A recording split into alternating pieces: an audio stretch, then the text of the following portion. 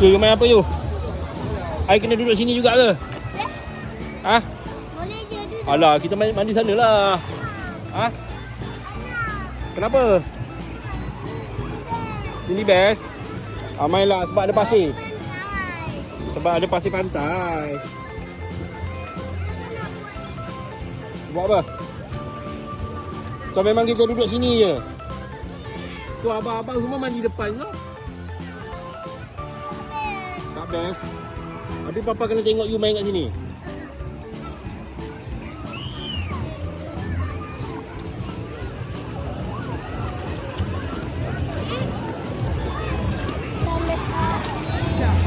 Tak mana? Jangan letak kaki apa? Kau nak buat apa?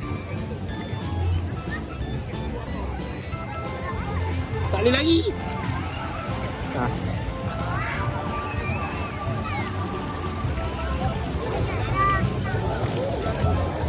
Di mana? Tak payah so, sini je. Ui. Ui.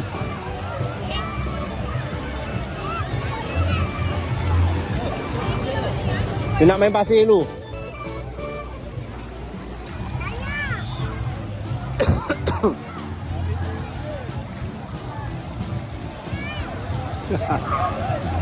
Janganlah. Kita main sini dulu, kejap lagi kita pergi sana Okey, main. Jangan tolak air kat apa.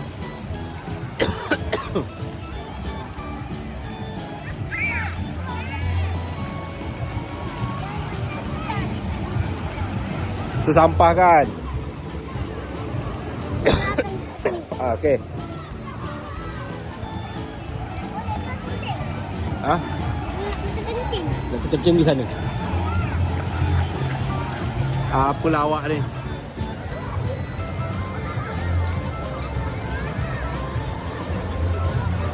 Duduk, duduk.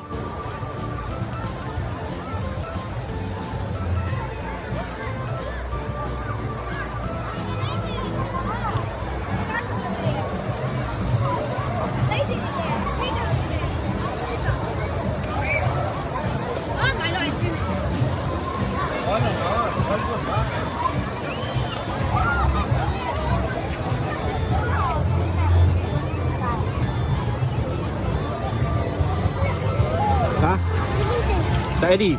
Okey, tak jadi dah main sini.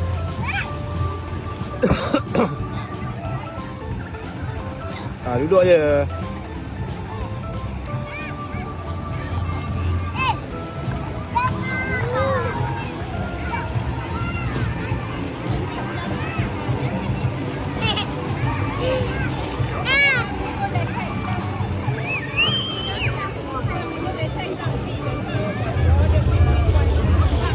Itu jadi apa?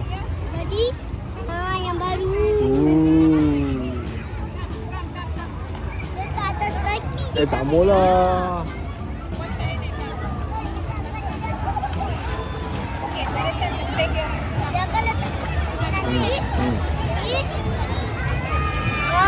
Lepas tu dia letak air, dia akan jadi kaki nanti. Wah, hilang ah. Nanti akan jadi rasi macam ni. Ya ke? Hebat.